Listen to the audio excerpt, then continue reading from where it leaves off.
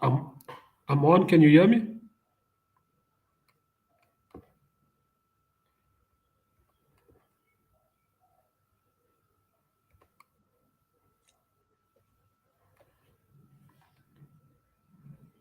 What's up, everyone?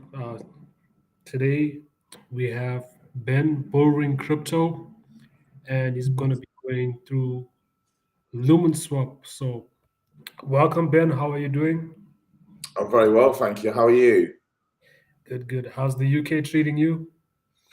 Yeah, not too bad. It's starting to warm up a little bit, so we make the most of what summer we get. So I'm enjoying that. Sweet, sweet. Uh, Quick before we get into the topics, just tell us a little bit about yourself and your journey into getting into the Stellar network, and then the progress of Lumenswap. Yeah, no problem at all. So I've been in crypto since the spring of 2017. I had a friend that kept pestering me to keep having a look at this digital asset called Bitcoin as it went on its rampage. I mean, I think the first time he asked me, it was under $1,000. And I kept having a look and I was like, what is this thing? Is it real? Can you spend it? Usual questions, I think, when you come in as a new person.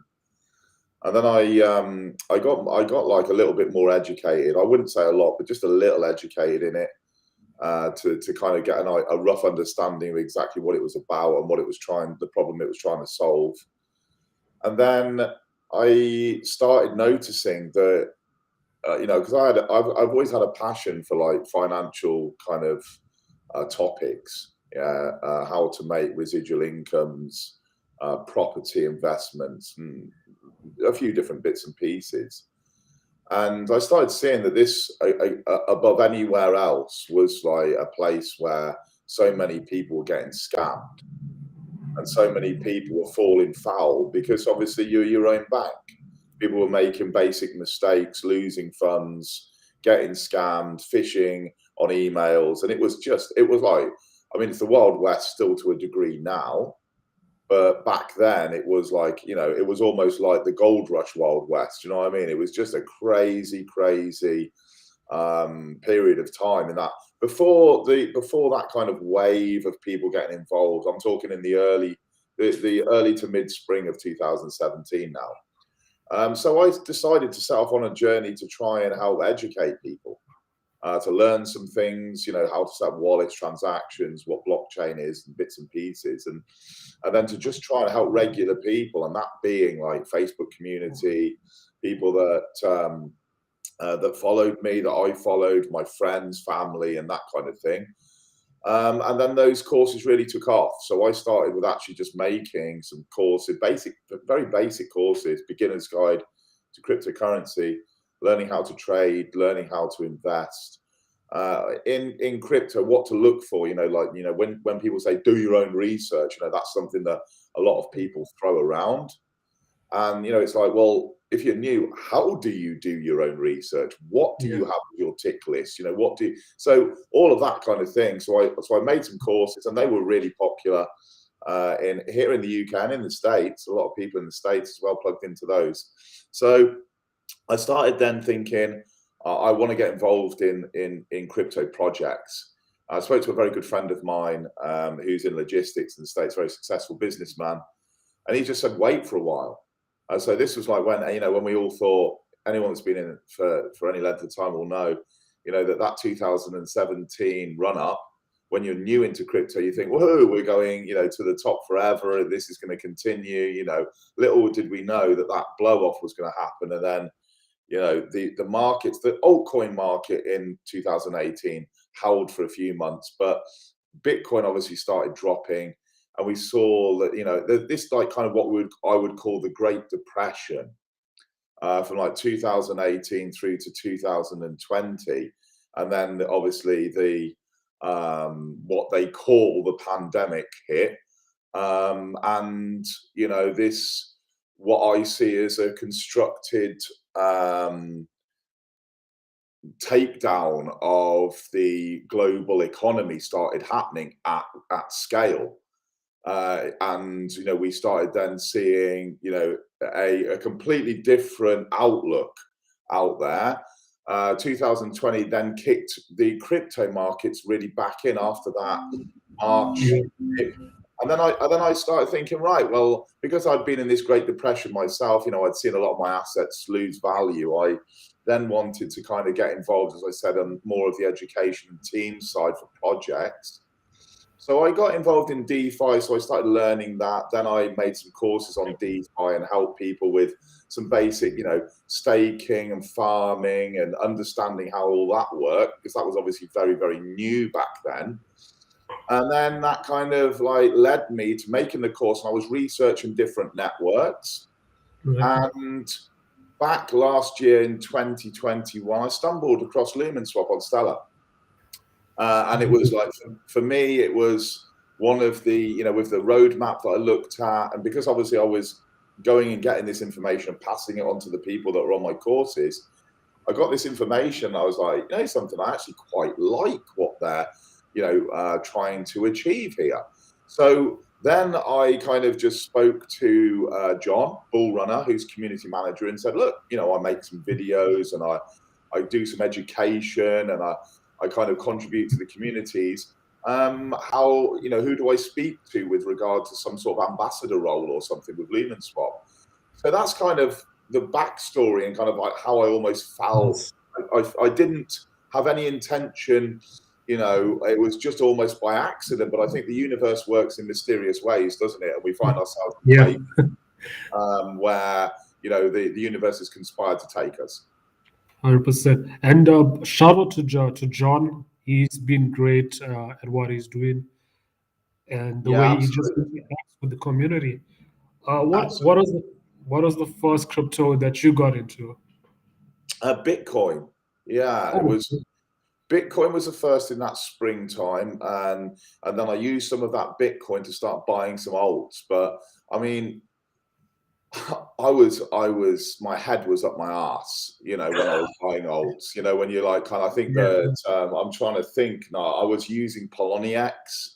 I think it got bought out by Circle, but I was using Poloniex, and I was in the troll box and listening to all of what the troll box was saying, buy this, sell this, and I was just completely wrapped up. Even having a little bit of kind of working knowledge of sort of some financial instruments, I was caught up in the whole hype and the crazy Wild West thing. So yeah, I bought some alts.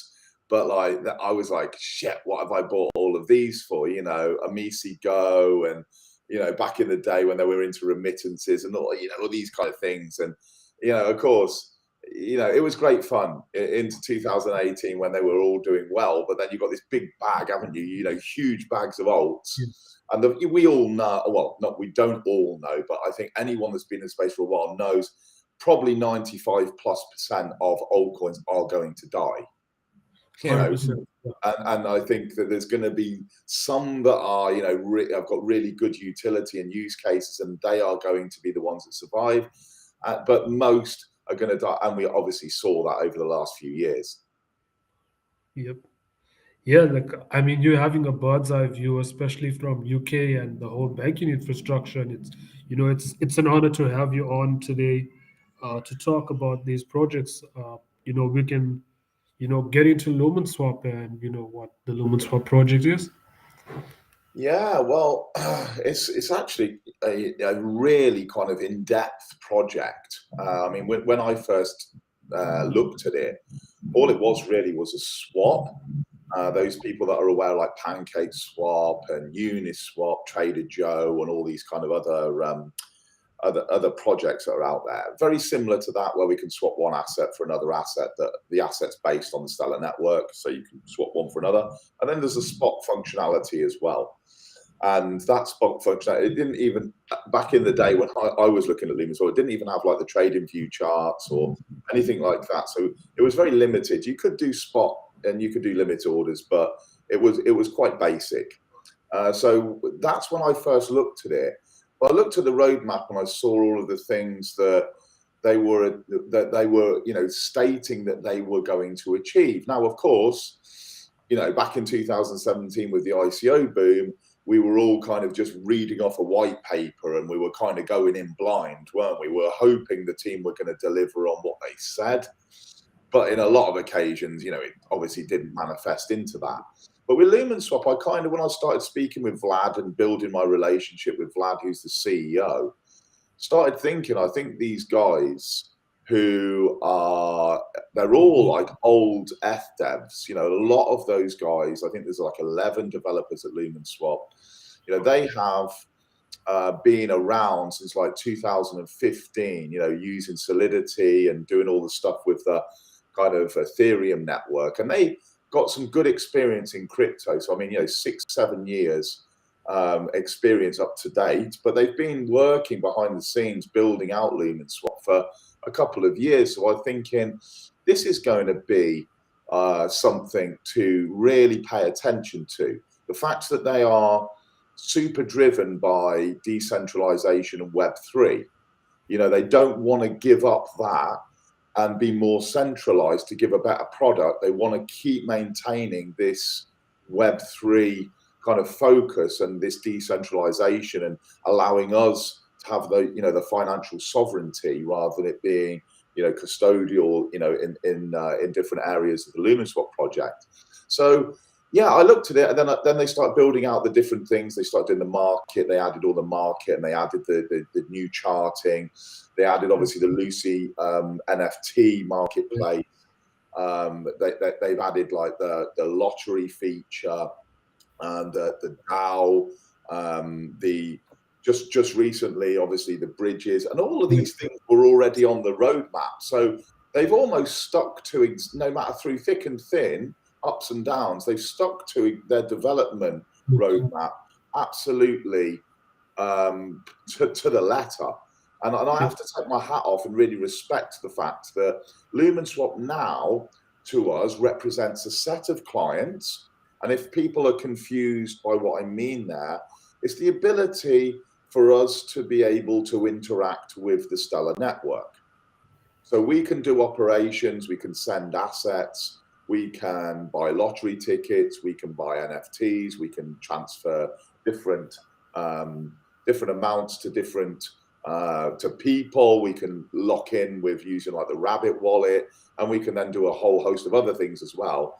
But we can do all these things, and Lumenswap is the client or the vehicle that allows us to do that. So over this period of a year, they've now got like 9 clients that we can choose whichever operation we want to do. We can just click onto that, and it's a very simple interface to use.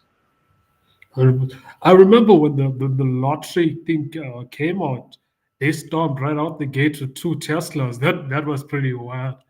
Like I haven't seen another project, straight out with that kind of power and just deliver. And after those 2 projects, still kind of deliver with lotteries. But what I want to get into is the new features, which we'll start about first, and I'll actually share it on the screen for the viewers as well. Is the bridge that we currently have on here.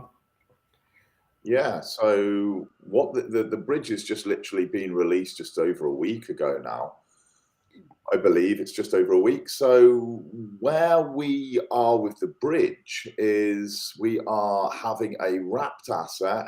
So that's the LBTC that you can see. We've got LF and L Sol. So you've got connection here between the Stellar network and the Bitcoin network, the Ethereum network, and Solana network. And you're able to move the native assets of those networks onto Stellar, where then you will receive a wrapped version of that asset on the Stellar network. So it's a token on the Stellar network that you get that Lumenswap have created. And what they're doing to facilitate liquidity here is providing liquidity rewards. So with the LBTC, LF, and L Sol, you can pair those with LSP or I believe it's USDC or XLM. I can't, off the top of my head, I can't remember which way round it is. but you've got two pairs that are rewarded. You can obviously pair it with whatever you want, but I'm just trying to remember the reward structure. There's 6 pools, and if you Yeah. put your assets into there from today, so right from now, if you put your assets into those pools, you will start getting some of the Lumenswap's LSP token on a weekly basis as a reward for providing liquidity. So now Lumenswap actually has 8 rewarded liquidity pools for people if they're into like the yield farming and that kind of thing. You know, you can go there and you can obviously get those weekly rewards, which to some people is fantastic. You know, that's exciting. You know what? I've seen that the bridge, it was such a huge thing because I'm always on Stellar Expert and I'm always seeing the liquidity and uh, the sologenics, I mean, not sologenic, the Lumenswap DEX has such a healthy liquidity rating. And by bringing in these bridges, you know, it just made it much huger and stuff like that. I And then think one that of with the, that, just to interject, just to add a bit there, I mean, yeah, there's been already been, you know, some good amounts of Bitcoin and ETH, and I think over 200 Solar just in the first couple of days that have been bridged across. So it's showing us that people are choosing or people are utilizing that bridge. There are, of course, challenges because I think, you know, if you're plugged into, you know, Stellar liquidity pools and that, you'll also know that the Stellar TVL or the total value locked on the whole network is very low. One of the reasons they brought the AMMs or the automated market makers in on Stellar was to try and alleviate that problem, which is lack of liquidity on the network. It's only worked to a certain degree, and I wouldn't say Stellar would be overly thrilled with how that actually happened from November when it first, you know, the Protocol 18 came in. You know, there's been some good liquidity, and it's kind of dropped away. And I think there has to be this kind of more of a centralized focus on trying to bring more liquidity in. And of course, if there's more liquidity, you know, there's going to be it's going to be much easier for us to be able to swap assets. And I think a lot of the features and functionalities, such as the cross-border payments that Stellar is absolutely fabulous for, is going to be facilitated in a lot easier fashion if we can bring a lot more of that TVL across from these networks that we've bridged to. Sweet. I'm just gonna share these pools on your right. So on Spaces, I do talk a lot in other spaces about these pools, you know, and I think while we're in the bear market, you know, and we have these pools, what's your thoughts on these and, you know, the liquidity pools that I know we just went over it, but stuff like Aqua, which, you know, a lot of people are talking about it. It does have a lot of traction. Yeah, I think that, you know, I have to say that anyone that is trying to let me give a high level first of all. The high level is I think Stellar themselves, Stellar org, right, are very outward facing, right? So they're very focused on building relationships externally to the network. So out there in the traditional business world, governments, central bank digital currencies, institutions, Moneygram, I know we'll come on to, but these kind of areas, right? That seems to be the focus. It's not particularly ecosystems, but then there's some great projects, you know, Aqua being one, you know, it is to attract liquidity into Stellar. That's its sole purpose. You know, the Aquarius is it, that's what it's, when you read the white paper, when you look at the website, that is what it does. So we have to say to ourselves, take our hats off to these projects for building out these tools and features to bring more liquidity in, because we need it. We need more on Stellar, right? So you look at some of these pools now. One of my deep concerns is the amount of spam and scammers on the Stellar network. Yeah. You know, that's a very deep concern, I think when you're in a decentralized environment, it's very, very difficult to manage, is it not? It is. Yeah. You know, so what we've got to say to ourselves is, although some of these pools that you've pulled up there You know, Yeah. they're fantastic, and you can see some of the volume that's traded in the TVL. It's for a bear market on Stellar. I think that it's particularly good. You know, it's stable, but you've also got, say, with some of what we saw with the pools, say, with that were getting the aqua votes in the early days. Just, these they were scams. They were just kind of popping up. These tokens and these things were popping up, and they were claiming these rewards that were designated. I remember listening in the early days to a Spaces that was with one of the top team at Aquarius, and they said, these are to reward the top projects on the network.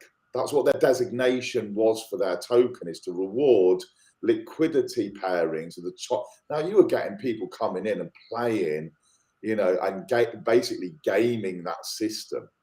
So I think, having is it 120,000 different assets launched on Stellar?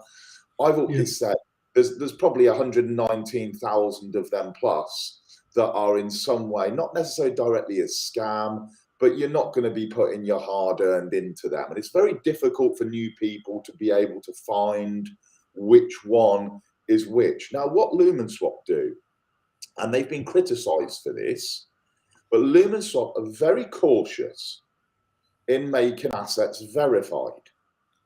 So for an asset to get verified with Lumenswap, they can go through the DAO, so they can go through community voting process, or they can approach the top tier team and say, we think that we, are a legitimate project and we would like to be considered to be verified. If you get verified here, you could almost guarantee that it's not a scam project, that the project actually has some sustenance to it, some depth. It's actually trying to build. It's been around for a while. So those ones that you see that you've just pointed to there, Yeah. I think on Lumenswap, are some of the, well, let's just say some of the better, right, projects currently on Stellar. And and I think that a lot of those are probably, when you say, what do I think of them, they're better than many others. 100%. And yeah, I do agree with that. It's not easy to be verified on Lumenswap, because I gotta give a hand out to Dick Inu, because his project I've seen, didn't pass the first vote, and it was it took some time for him to get verified and to have that project as well on Lumenswap. Moneygram, they're doing some fantastic stuff. Uh, will there be an integration to that on Lumenswap in the future? I don't think so, and let me tell you the reason why. Because there's another focus of Stellar, and that is with kind of more centralized and transparent projects. Lumenswap has always taken the stance, and this isn't anything new. This is, going back a long time, that it's got their team are going to remain partly, obviously, I'm speaking to you, right, but partly doxed. So the top technical team, the builders, the ones that are responsible for making the things that we've highlighted, they are, anonymous, right? So they are, sorry, they're not coming and they're not doxing themselves. So with that being said, being anonymous will only get you a certain way down the road with Yeah. Stellar, right? It's only because they want you to be who you are, where's your business registered, who are the directors, and all of these kind of ticks in the box. Now, Lumenswap, as I said at the start, are not willing to give up on this decentralized kind of Web3 mentality. And also, they're not willing to give up on who they actually are. Because like they said to me, judge us on what we build, don't judge us on letters after our name. Right? So that I can't see there being any Moneygram integration. Moneygram seems to have gone round the aqua and lobster route, doesn't it? Around that side of things, and that's fine, because let's face it, we should be looking at this as a family.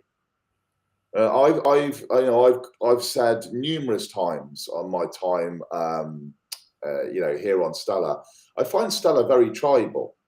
I think that Stellar, projects almost fall out with each other for fun, and are not very supportive of each other, not very open to working in wider collaborations. There's small groups, of course, but like this kind of like working together, it's like almost that project doesn't get mentioned or spoken about by these projects, and it's like very trite. And whereas I look at, say, we go over to like Cosmos and these other networks, they're very welcoming, aren't they, to a lot of projects that are building. It's almost like a family, and I think you get the strength in the community when you bring the projects together from the top and you say, look, let's get together, let's really work. Because there's a word that Stella loves to use. It's called inclusivity, right? There's the people that use it at the moment because it's a buzz term. Inclusive is a buzzword, right? But to be inclusive, you can't exclude, can you? As you can't use the word inclusive. Yeah. So it doesn't It's matter. interesting. Yeah. I was going to say it's interesting you brought up the tribalism because I'm like in XRP as well. So I see the fallout between Jed and David Schwartz, and the difference between the two and how people like XRP, XLM kind of situation. So I get the tribalism stuff. Yeah, and you'd expect it, obviously, I think, you expect it between chains, networks, you kind of, we're, our gang's better than you expect that. But I think when you've got very different projects that would actually work really well together, or could certainly help, one might be very artistic and creative, and one might be very strategic. It might be nice to see those projects have some sort of collaboration, so they could have a bit better strategy, and those ones could have a bit more art and creativity to them. And I would like to see those collaborations more. I've been an advocate of this right from the start. Every project that I've represented in any way, I've always tried to interlink with others to build relationships. And it's strange how some projects are just very closed door to that. When I open a conversation, try and network with them, it's just like we're not into that sort of thing at all. We're just very much zoned in, focusing on our own game. And I appreciate with resources and time and everything, that there's those to take in as factors. But yeah, I think one of the reasons, when a lot of people think, why isn't Stellar where it should be when it's so fast and it's so cheap and it's got all of these cool things going for it? I think that's one of the key reasons. I really do. Yeah, they're great. And give a shout out to Drift Exchange for the collaboration that they doing right now with XRPL stuff. And yesterday, I've seen you guys also have your NFTs on Lightment, and their platform is, when it comes to converting files, they have the whole package. And shout out to them as well. On the NFT side of things, I know you have Lucy. Are we going to see more characters? Yeah, I think we're going to see a real focus on the NFT marketplace over the next couple of months, which I think is brilliant, because one of the things I'm a massive advocate of is in these bear market times, a lot of people are real like, oh God, I'm wrecked, everything's tanking. I think this is a time for education, upskilling, learning about different projects, what are going to be the ones that are going to move in the next, when the markets turn or even go sideways for a bit, what are going to be the alts that are popping and what's going to be happening. And I think that, now Lumenswap are really focused on the marketplace and making it public. So if we imagine, I make a lot, and I know you're interested in it as well, because I remember you've been on the call, but I make a lot of comparisons with Solargenic and Lumenswap, right, in my mind. Because I think to myself, well, Solargenic is very different in some ways, but very similar in some ways. They're going to be a launch pad for projects, NFT marketplace, DEX, that you can link the two in many ways. One's obviously XRPL, one's on Stellar. But I think that when I look at it, their NFT marketplace is absolutely rocking. I love it. I just think it's just clean. I like the UI. I just think it's amazing. And I think Lumenswap are going to now move from having this kind of very private, a one collection, Lucy's, 108 NFTs. They've always commanded a very serious price. People love them on Stellar. But I think now what they're going to move into is this public marketplace, more like Solargenic, where curated art that passes. I think they're once again, they're going to have like a verified system, very much like the tokens, that you're going to have to kind of like say, I want to sell mine on Lumenswap, as an artist, and they're going to check it to see if it's high enough quality. But I think if it is, then they're going to have these artists that are going to start popping up, and we're just going to not just have the Lucy's, but we're going to have, a massive amount of different artists by the end of the year using the Lumenswap NFT marketplace, which is going to bring more attention, and it could bring also potentially price appreciation to LSP. Wow, that is insane. And I mean, insane in a crazy way. And I've noticed you mentioned Sologenic a lot, so I know you like a sponge when it comes to these guys, just observing as much as information you can from them. So could we see that being a bridge network between the both? Look, I don't. Again, Sologenic are very outward facing in terms. I mean, I'm part of like a small community of influencers and collaborators with Sologenic as well, right? So, I'm a massive fan of what they're going to be doing with Sologenic and Corium. I mean, some of the stuff though that team's got planned is just mind blowing. I don't see a direct, but I almost see like Lumenswap learning from Sologenic. Because Sologenic, is, like I say, there's a lot of comparisons.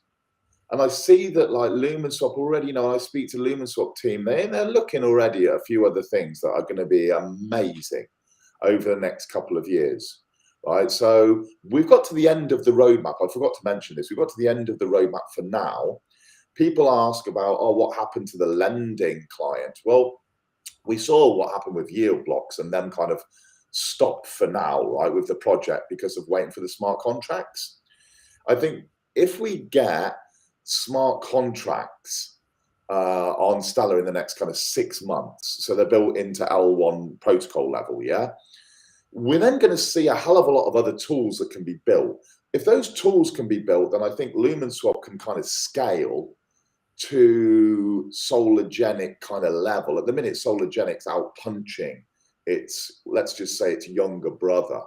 But I think Lumenswap can really come into its own, a new UI, new website, clean up the language, get to the smart contracts in, get the public NFT marketplace in, up and running. Let's get some good projects that will be launching assets on Stellar to be using the Launchpad feature.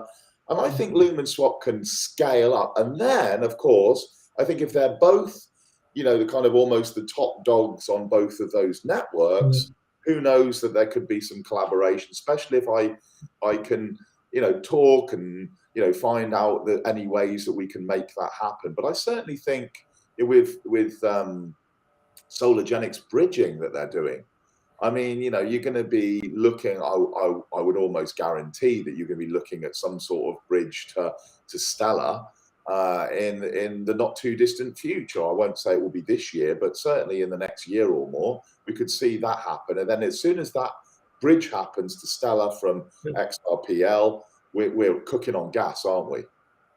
Yep, sweet. I know this question might be far-fetched because you said the anonymous guys, but could we see LumenSwap have their own cards for users, Solo has the card for the clients right now? I think that what we could see is because Lumenswap, a lot of people are already aware, but Lumenswap and Rabbit Wallet, are like this. There's some team members that actually contribute to both projects. So essentially, they are, when people say, why is Lumenswap so close with Rabbit Wallet? It's like a hand and a glove. Yeah, Lumenswap needs Rabbit Wallet. Lumenswap can't interact with the Stellar network on its own. It has to work in conjunction with a wallet, and it works with Rabbit Wallet. Now, Rabbit Wallet, if you're asking that question about them, that could be something that we see. Again, the challenges around that is that you would need to have a very transparent team, which they haven't. They are also very decentralized, anonymous, so on and so forth. So I think if they decided that we're going to go down that route, and they were going to have a card, and they were going to be, more of like an on and off ramp, and they would integrate that, they would have to maybe take a different angle. But if they at Rabbit Wallet took a different angle, of course, that opens up, Lumenswap to, a whole host of different opportunities. Because I think one of the things I really love about the Sologenic platform is that being able to use them solo tokens for a variety of different purposes.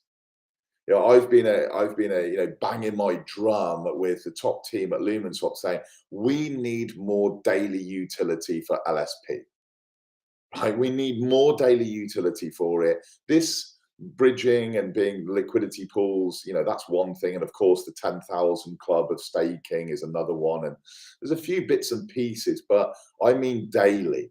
Now, if you had a card that you were able to, use either your RBT tokens or your LSP, convert those into real world spending in the grocery shop or the garage, that is a different game, entirely, isn't it?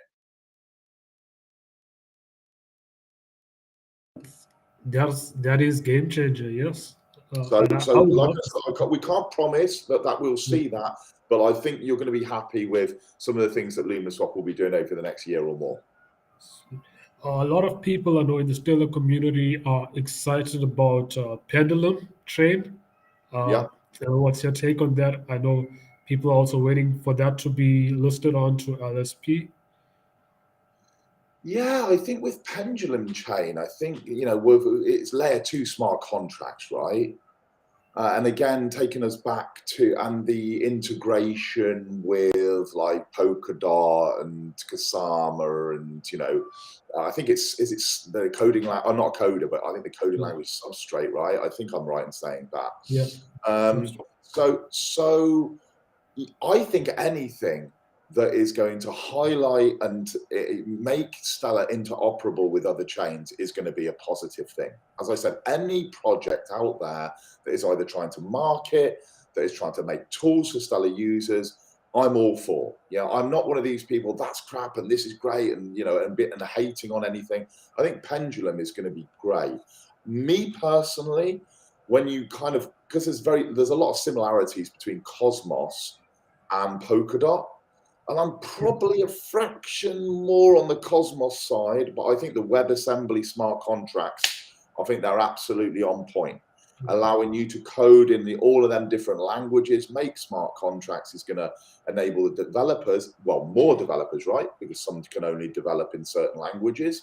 I think if you start using WebAssembly, where you can use a variety of languages to make smart contracts, then that allows you to have more developers in the blockchain space making better tools. So if you can make better tools and you can be interoperable with more chains, I think that we are starting to move in exactly the direction that we need. As I said, it's all for me, it's about marketing so people know about what's happening, but it's about, when people say, it used to be a funny question, didn't it? When marketing, right? So people would always say, when marketing?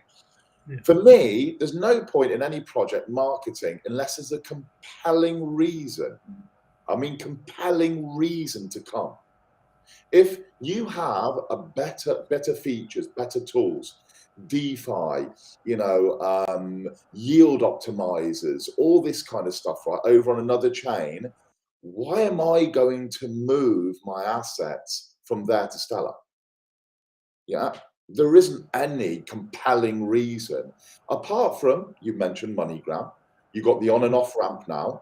It's not open to me here in the UK, but in the States, you can go now and you can, take out your, I don't know any other countries, but you can take out your assets. Great reason to transfer assets for very low cost from A to B. But in terms of utilization and tools, outside of learning NFTs and it being reasonably cheap to learn, I don't see the tools yet.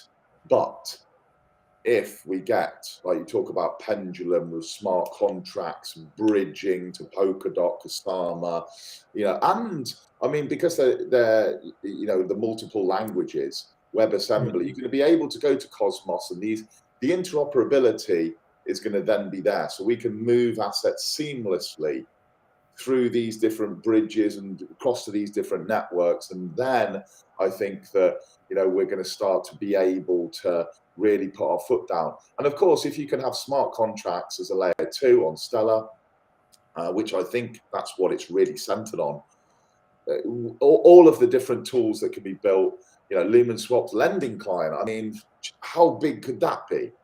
If we saw something that, we've seen lending on many different chains. I mean, Aave is probably the most famous of them all, one of the first movers. We saw how popular and how much TVL that generated by having this, being able to lend out your crypto assets to others, and people borrowing and making yield on that kind of thing. I think if we had that on Stellar, I mean, it would just be like, whoa, like it would just be incredible to see Lumenswap have this, kind of decentralized lending client that had been built on, with a smart contract. I'm just really excited about smart contracts in general. Yeah, and I'm excited for that. I believe it will take time because I don't expect everything to get rushed uh, with that. And it's just so interesting what they're doing. And you mentioned Cosmos. There's a lot of Cosmos is quiet, but there's a lot of things going on with them. I've seen a lot of documents, right? And with MoneyGram, I'm also waiting for that. It's not available in my region. I'm from South Africa, so Okay. Well, I yeah. think you brought some very, very good points. The first one of those is time.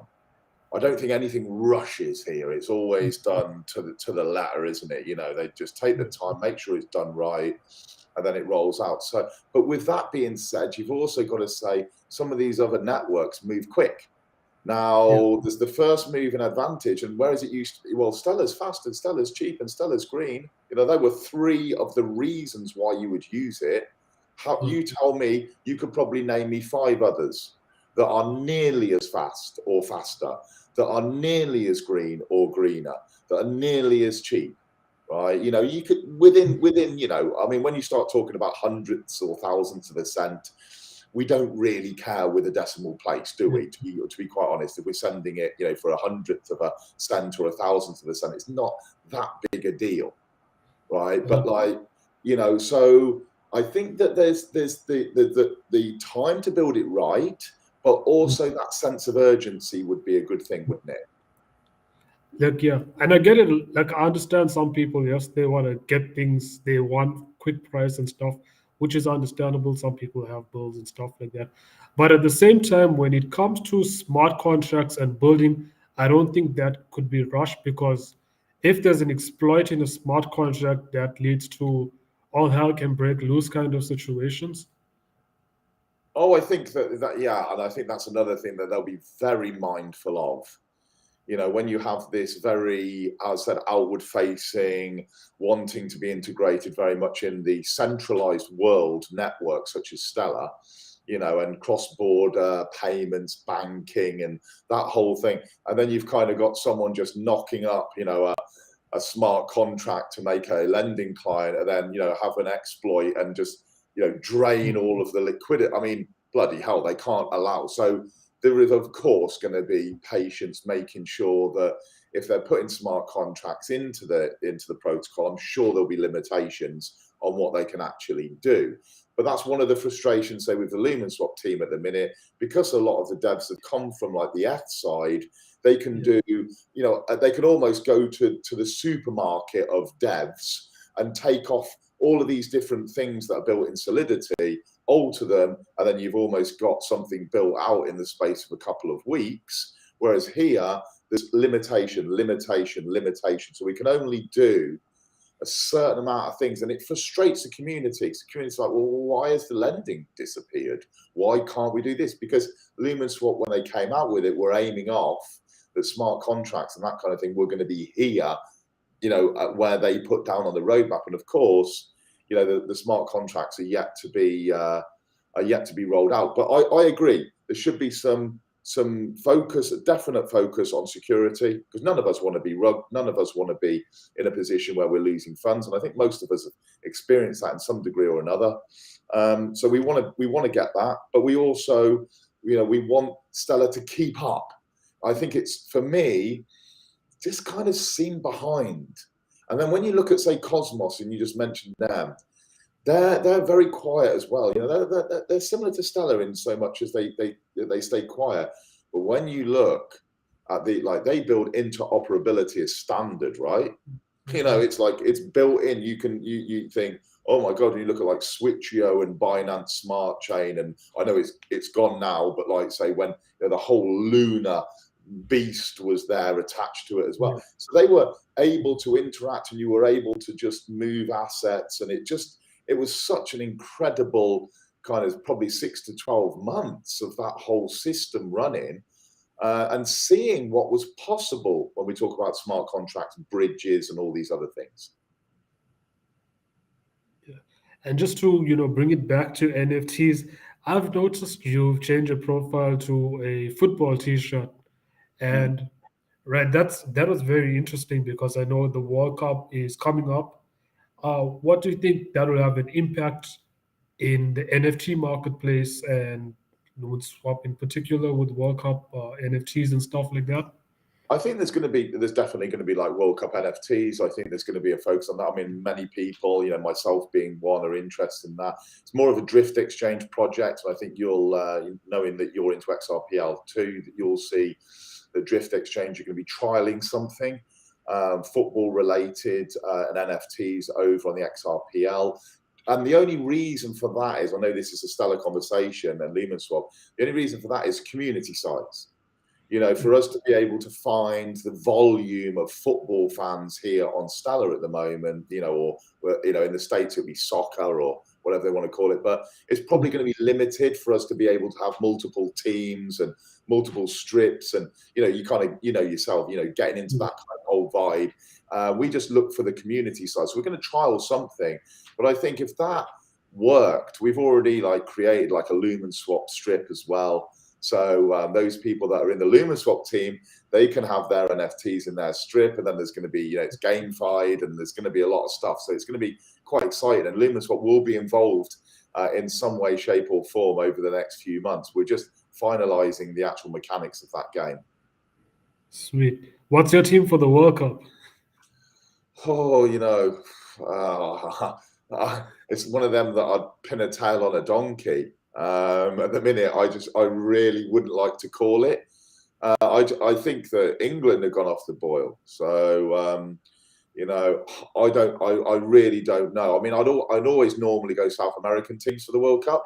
Yeah. But I don't know. I think there's some, there's always the ones that seem to go on a bit of a run, isn't there? We saw that in the Euros, we saw Wales get through to was it the semi-finals? Yep. I wouldn't have expected that. So who knows? Who knows? I'm looking forward to it. It should be quite interesting because it's obviously out in the Middle East, isn't it? So it's going to be really kind of funny to have it in November, December. What about you? Are you just South Africa through and through, or are you supporting anyone else? I'm going to go with Brazil. Just seeing the squad be very healthy. Second one would be Netherlands for me. I see as a runner-up. What's interesting when I'm going to the World Cup topic is Algorand, and what they're doing is so huge. I know. Well, I mean, I think that's if we were talking about chains, I think it's going to be one to watch without question in my mind. Without question, I think Algorand, it's probably one of the most. I mean, with us on this kind of the ISO 222 assets and chains, and we kind of know about it, but I think in a wider sense, it's probably not that heard of. And yet it creeps along, and you keep thinking that I think that there's going to be a explosion, I would say, within I don't know the next cycle, the next upward cycle. I think people will be very, very aware of what they're doing. So yeah, I'm really excited to keep watching them. Yeah, I'm paying very close attention to them. I know we are saying Stella, and you mentioned XRP and Solo, uh, and I know we're running out of time as well. Uh, the Flare network, I know we didn't have this discussed, but you're probably paying attention to that and what's going on the Flare network, right? Yeah. Well, actually, funny enough, you should say that Phil, who's the founder over at Drift Exchange, he was talking to me. Was it last week?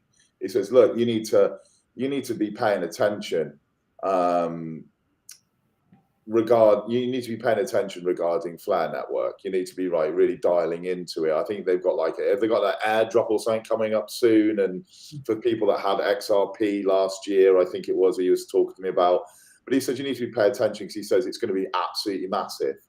So yeah, to be honest, with you, mate, I spread my time that thinly. That I'm trying almost to, in the Greek restaurants where they spin plates, Yeah, and yeah, yeah. they're kind of trying to learn, you're trying to learn a bit about Algo XDC, and you're trying to then go, Flare Network, XRPL, NFT, Solargenic, Corium, Lumenswap, Drift Exchange. It's like there's that many that I need to kind of spin. I think I probably don't do a very good job of fully deep dive research in any one. I'm kind of relying on conversations and hooking up with people, and kind of them filling me in on what's a lot's happening. So it's very kind of, I would say, new. The whole XRP thing, the whole XRPL is new because I've just been literally zoned in on Stellar for a year. So for me to kind of go, I'm going to put any serious attention into, Corium, that's going to be a beast as well. Yeah, it's going to be, the more I look at it, the more I really think this L1 is going to be, a powerhouse. It's going to be something incredible. And at the moment, does anyone, outside of XRPL, does anyone really know about it? No, I don't think so. It's a very few people, and credits to Solo because I think a lot of people, and take away the price. I understood where that was, right? There's a lot of things that they have to do requiring license and tokenizing stocks, and I think people need to, be patient with that as well. Yeah, that's another thing. I think that I didn't actually mention that earlier on when I was talking about the collaboration between the two, the Solargenic and Lumenswap. That of course, because their team is very transparent, but also the licensing side, like you said, the broker's license. Yeah. When you're applying for that, you have to be the transparent, having the company and then you're probably not going to want to have any, mainstream association with a project that is not, that is decentralized, anonymous, etc. Because you don't want that risk, do you? You don't want, and as much as I love Lumenswap, you've always got to say to yourself, people like myself with my face on things, with Lumenswap, we're going to be the ones that catch the falling knife. If anything ever happens with Lumenswap team, because I don't even know who those people are. So it's like the people like me that have, put time and effort into Lumenswap and actually doxed and, our faces being out there, we're carrying a great amount of risk, putting our name and our integrity and our, our work in the crypto space the last few years on the fact that Lumenswap are just going to keep delivering.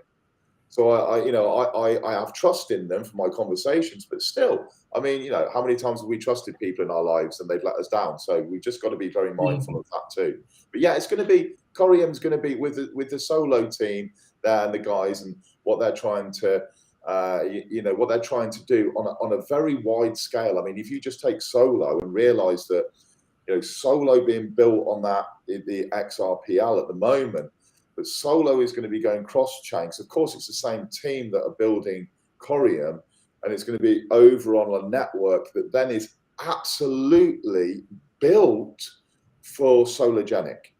Everything that has been restricting Solargenic from performing at its absolute optimum level on the XRPL has been factored in when they've developed the Corium network. So it's going to be like a hand in glove situation over there as well. And I also think that, obviously nothing in this conversation is financial advice, but I think those two projects could do very well in the next cycle. Yeah, I agree with that. Thanks for coming on, Boring Crypto, also known as Ben, to you guys. Uh, Yeah. Been an honor to be here. You've been in this market since 2017, right? Any advice that you'd like to pass on to viewers and stuff like that outside of crypto as well, because the markets are down and stuff like that. Yeah, I think I would say to people to have a really healthy life, right? Because I think if you've got a healthy life, I think you can deal with complexities a lot easier. So, keeping yourself, because we're obviously all into screens and whatever on our phones, on screens, spend a lot of time, that blue light, aren't we, coming into our brain. So I'd say get out. Why this time happens now? There's no, I think it's Michael Covey, maybe Stephen Covey, that said about the circle of concern, right? So we can't do anything as an individual, can we, about what's say happening in the crypto space or with an investment or whatever we do. We can aim off, we can try and do our own research, we can do our level best, but we don't have any control on the macro level. Yeah, just on our own little actions. If it's not going well, rather than thinking, oh, this is, and weighing in with a lot of depression and that kind of thing, circle of concern. Can I do anything about it? If you can't do anything about it, get out, get into the garden, go to the gym, spend some time with your family, and literally just switch everything down. I've just literally had 5 days. I've done nothing. Yeah, nothing in the space at all. Not just because of the market, but because sometimes I think you need that digital detox where you kind of just go, I'm just going to clear my head. Another thing is I would always be critical. So my second point is always be critical of projects, critical of myself. Don't believe me or you. I would always go to at least 5 different sources that aren't interlinked, that aren't all friends. So you wouldn't go to 5 members of the solo team and ask their opinion because you're likely to get the same. Go to 5 different places and go to conflicting opinion, because I think we learn most from the conflicting opinion, right? More so, there's no point in me filling a room with people who share my belief. Right? I'm not going to learn anything. They're just going to repeat what I think. But I think when we surround ourselves with people and some of those people have a conflicting opinion, although that can be in the crypto space, friction filled, we can also actually learn and grow from surrounding ourselves. So have great conversations, have a healthy lifestyle, switch off the computer for a while, and surround yourself with good. I mean, like this conversation, you reached out to me. We don't know each other. There's no personal relationship between us, but I always think it's good to just get on places, go into new networks, make new friends, and broaden your horizons, do some good networking. And I think if you do that, you'll be able to navigate the bear market a lot better. Of course, we're all feeling crap because we're like, what was like however many hundreds or thousands of dollars is like, you've got a few coppers in your pocket, haven't you? But we're all going to have that. But I think that to deal with it, to be healthy and strong is absolutely key to being successful in this space. Thank you, and thanks for that advice to the viewers as well. It's been an honor to have you on. Thank you for reaching out as well and coming onto the show. I'm My, gonna my wrap up. pleasure. My pleasure. It's been great to speak. Been great to speak with you, and I'm looking forward to staying in contact and seeing what Lumenswap can do in the months and years ahead. What's your Twitter handle again? Mine is Bullring Crypto, yeah, all lowercase. So BULLRING, then CRYPTO, Bullring Crypto. Sweet. Yes, for the viewers, that's follow Boring Crypto Thanks at very that much. Twitter handle. Have a great day. And yeah, Bye bye. bye.